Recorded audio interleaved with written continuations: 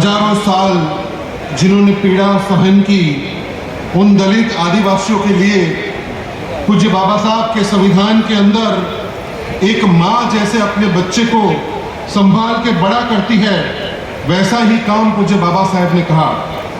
अपने छोटे बच्चे को जैसे माँ आंचल में छुपा के ठंडी गर्मी से उसका रक्षण करती है, इसी तरह पूज्य बाबा साहब ने इस दलित आदिवासियों को एट्रोसिटी एक्ट देकर उनकी सुरक्षा का काम किया।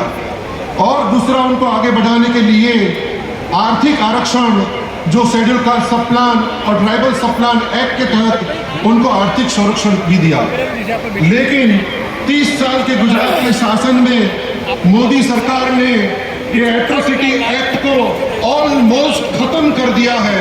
आज कोई भी एट्रोसिटी के तहत कोई भी एफआईआर होती है, उसमें किसी की गिरफ्तारी नहीं होती है, सिर्फ और सिर्फ केवल उनको बेल मिल जाता है। तो दलितों को जो एक सुरक्षा प्रदान थी, आदिवासियों को जो सुरक्षा प्रदान थी, वो सुरक्षा आज ये भारतीय जनता पार्टी की सरकार ने छीन ली है। उसी तरह जो आर्थिक आरक्षण था, जो स्वर्गीय इंदिरा जी ने स्पेशल कंपोनेंट के तहत शेड्यूल कास्ट सब प्लान एक्ट के तहत जो पैसे आरक्षित करते थे, वो पैसे आज भारतीय जनता पार्टी की सरकार में गुजरात के 4 लाख करोड़ के बजट में दलितों के लिए कोई रकम आरक्षित नहीं करते। और जो थोड़ी रकम आरक्षित होती है, उनमें से 90% रकम बिन दलित बिन आदिवासियों के लिए के काम में खर्च हो जाती है।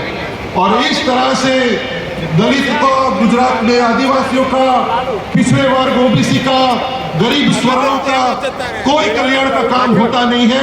तो मैं आशा रखता हूं कि आपने आने वाले समय के अंदर जिस तरह से राहुल जी ने देश के गरीबों का हाथ थामा है, उसी तरह आने वाले समय में इस गुजरात की भूमि में, इस बापू सरदार की भूमि में हम सब साथ में मिलकर इस भारतीय जनता पार्टी की अन्याय और अत्याचारी सरकार के सामने डट के लड़ेंगे।